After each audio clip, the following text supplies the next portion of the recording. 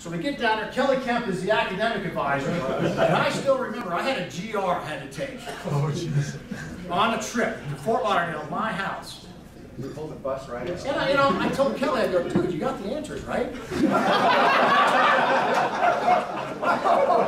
goes, no, Mike, you got to go in there and take it. You got 55 minutes to take it. I'm going to time you. I failed. I got an F. But I didn't care. Okay. So we're sleeping on the floor. Timmy Shields is going, Mark, MTV's out. Now, for you guys, MTV back then was not like MTV today. Came out in '81. We got this small box color TV. My dad's still clicking it with the, the 4 clickers kind of thing. And we got 15 dudes laying on this small den floor, watching, Flock of Seagulls and the Go-Go's over and over. But we loved it. And Jeff goes, guys, we got to carve up. We got to carve up. What's a carb? It's a carbohydrate, a protein, a fat, or anything like that. Mike, it's spaghetti, okay? We're going to eat spaghetti. Have your parents make us spaghetti. So we go through the water polo tournament and everything like that, and yeah, beer. We didn't know back then. So we're playing at the Swimming Hall of Fame in Fort Lauderdale, Florida, my hometown, and you can't be there. So we go through the whole tournament. We did okay. I can't even remember how we did. But, okay, right after the game, I think we had a 9 o'clock game that morning. We're done by 11. We're driving this blue Steely bus, we got from Homestead Air Force Base, because we flew a C-130 from Colorado Springs to Homestead. Pick up this blue Steely bus. He's in charge. He's like, what, you're 27? Something like that. And he goes, dudes, we're done. And I still have a picture of all of us standing around right there at the Hall of Fame with the Intercoastal in the background. And we're going, what are we going to do? And Jeff goes, I know what we're going to do. We got about 3 hours. We're going to go down to the Lauderdale Strip, we're going to bar hop, we're going to skip everyone until we get to 1.5 hours, and then when we get back, we're going to hit everyone on the way back. It's true, this is true. The other good thing is my mother, 43-year-old, is with us. No, I'm keeping it PG. It's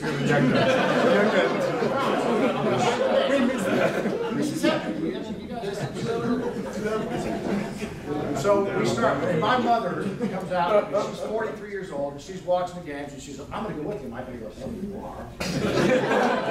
She goes, I'm paying. I go, okay. So, we went out there, elbow room, whatever it is, we going down there, and there's a couple of us. Back then, the drinking age was 18, so everybody was legal. So Jeff was, we're good. We had a designated driver, OBD, 3-star general retired, so we knew back then he was going to be a general, so you're driving. So we start hitting these bars. My mom's paying with her credit card and everything. We go all the way out, we come all the way back in. Now the fun part starts. We get back in the bus, about 3 hours.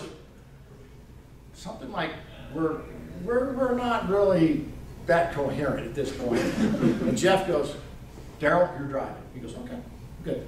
So we got this blue Steely. We've been drinking for about 3 hours. We're driving down the Intercoastal Highway, what was it, 17 or something like that?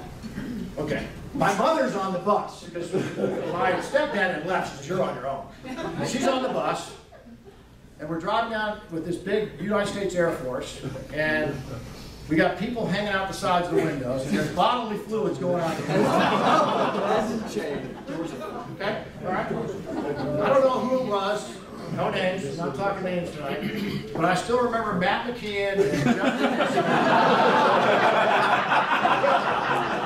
and we're in the back of the bus. Now, I think the individual who is bodily fluent out the front of the bus, he failed aerodynamics. He didn't get that ladder in front. It's going out right back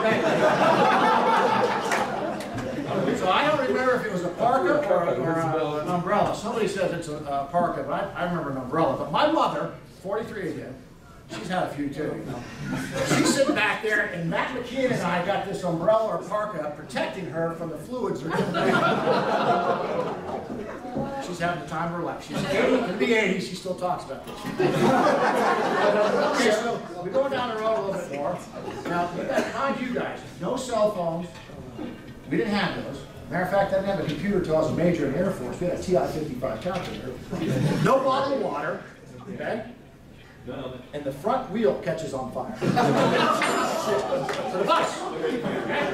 Now, mind you, we're going back to my house in Rotterdam, and then we got to pick up our gear and go down to Homestead, Florida, catch a C-130 back to Colorado Springs. Now we're going west, headwind, it's going to take us 18 hours to get back home. Catches on fire.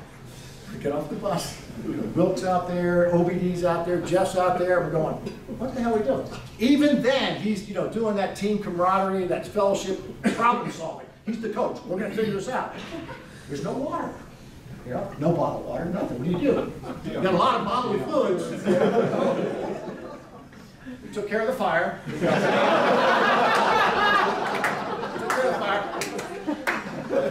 It's not fixed, though. The problem is not fixed. There's a mechanical malfunction with the brake, and it's really hot. It's like blowing. It's catching on fire. We make it back to the house. I think we did that. And then we got over here, and we're heading back down to Homestead now, and then the brake just goes kaput. So we end up at this gas station, somewhere between Miami and Fort Lauderdale. Jeff's going to a payphone, calling Homestead and going, we're not going to make it. The C-130 crew is already there waiting to take us home. But I have this thing in my this thing in my brain. I still have pictures of it, and I didn't bring them. But we had cadets laying on the asphalt, the gas station ground, all greasy, with their cadet blue pants, t-shirts, flip-flops, and they got their heads laying against on the concrete thing, passed out. Epic trip, epic trip. Jeff calls my parents, or I call my parents. They come back now to give us, a little bit of encouragement. We finally get a hold of Homestead. Jeff is the problem solver. We get a new bus to send us up there and take us down to Homestead. I think we got home at about 2 a.m. in the morning, right? Yeah. Unbelievable trip, Now, he was always in control. We all made it home safely. He always took care of us.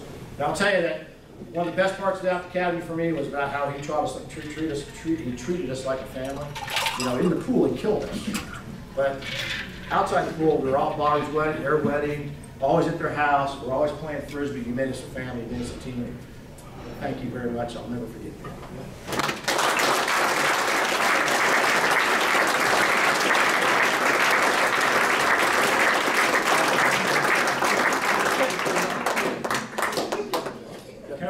I'm sorry I failed you. Thanks, Mike. Okay, next, Bob Pickrell, class of 1985, 4-year letter winner, team captain, team MVP, starter on the NC2A 81 team, C-130 Storm Chaser and American Airline. Oh, no. Delta guy, sorry. But one thing on Bob, though, I can say is he's fast. But I remember him beating, who was it? Biondi. Matt Biondi. Really? Yeah, so I think that's sprinting against Matt Biondi. He's done. It's hard to follow these guys. Birdman, I'm tearing up over here. Didn't know what I was going to say after that serious talk. And Bart comes in, basically, he's like a dog. It's squirrel, every time. I really wasn't sure what I had to say in my little tablet here was going to work, but I think it will now. I really do. I've got some good stuff to talk about with Jeff and Barb, some good memories that we've had. I was a little concerned at the spread today because one cookie too many and a bunch of guys are in thongs. So that's a picture to hold on to right there. Anyway, we came in 1985, Jeff and Barb, and Jeff didn't. He had a huge recruiting class coming in from class of '85. We were all walk-ons. 2 were recruited swimmers, and then Zuri.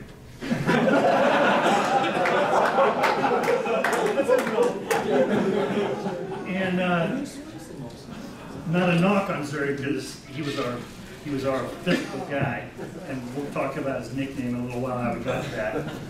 But we knew from the very beginning, getting in here, that Jeff meant business. When you get a kickboard tossed at your head, you know that things are serious in the pool. When you've got a 15-pound bar over your head and all you see are a bunch of lips, it looks like a bunch of fish in a pond trying to feed, you know that he's pretty serious. And he really brought a whole different level of water polo to us. Let me get my notes out here. Yeah, I got the iPad out here. I'm on full tech. First and foremost, thanks to everybody that set this up. to Jeff, to JR, Coach Brown, Barb, Jim, Birdman. I know you got a hand in this as well. Anybody I forgot, I apologize for that. But thanks again. This is an unbelievable experience for all of us to be able to get back here and just share old stories. And everybody looks a little different, but it feels like the same day that we're at the academy, and that's what makes it so wonderful here. This family that we have called Air Force Water Polo. We've known you since 1981. I was a preppy.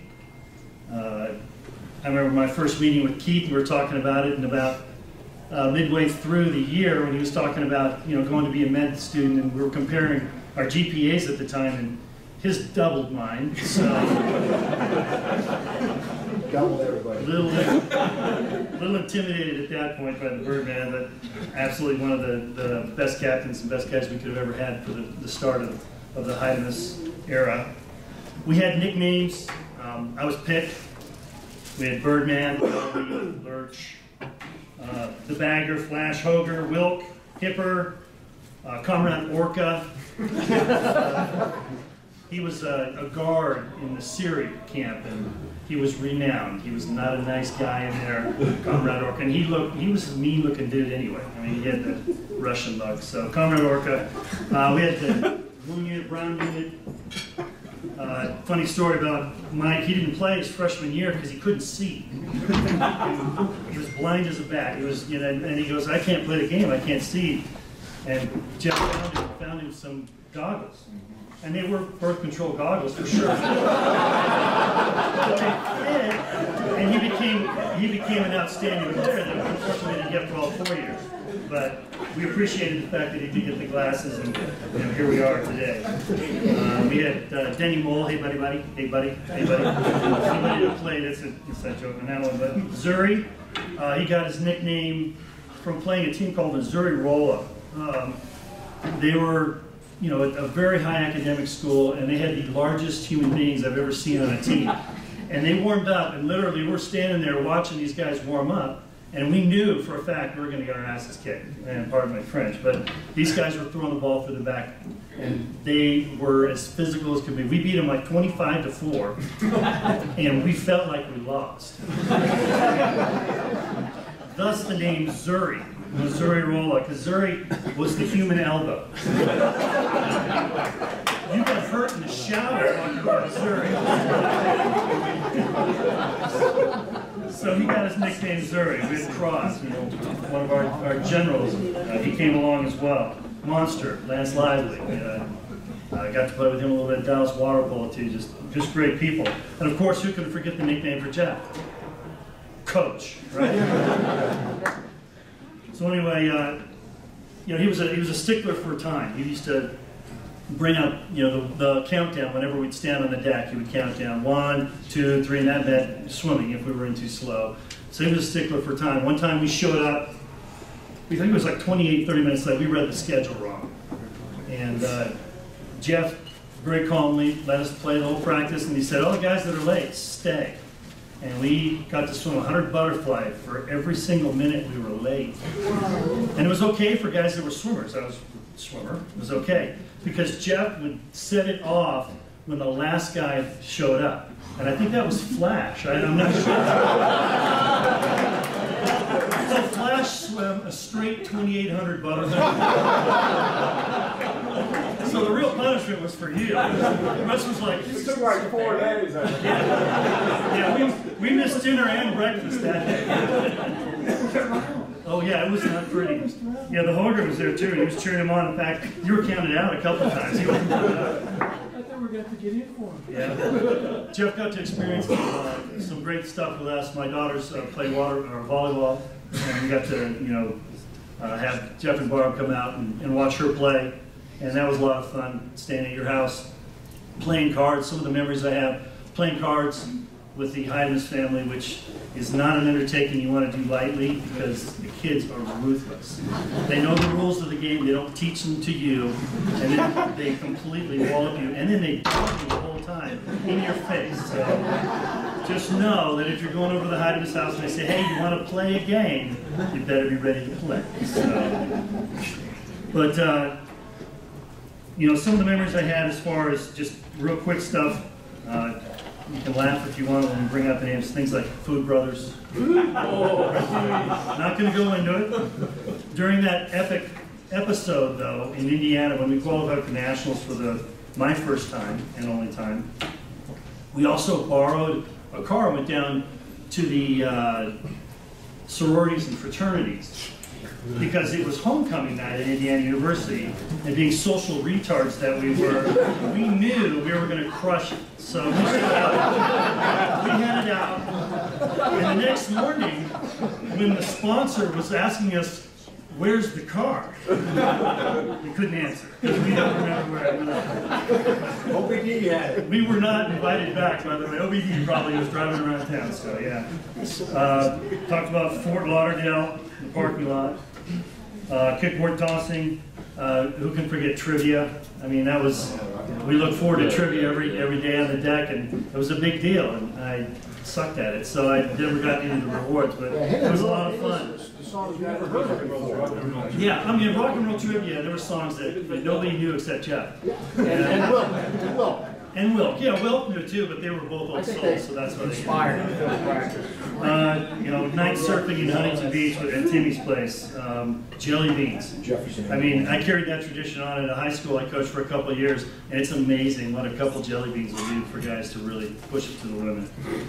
But to wind this thing up, I can't thank you enough for everything that you've done all throughout for Air Force water polo. You are Air Force water polo to me, and I think to all of us here.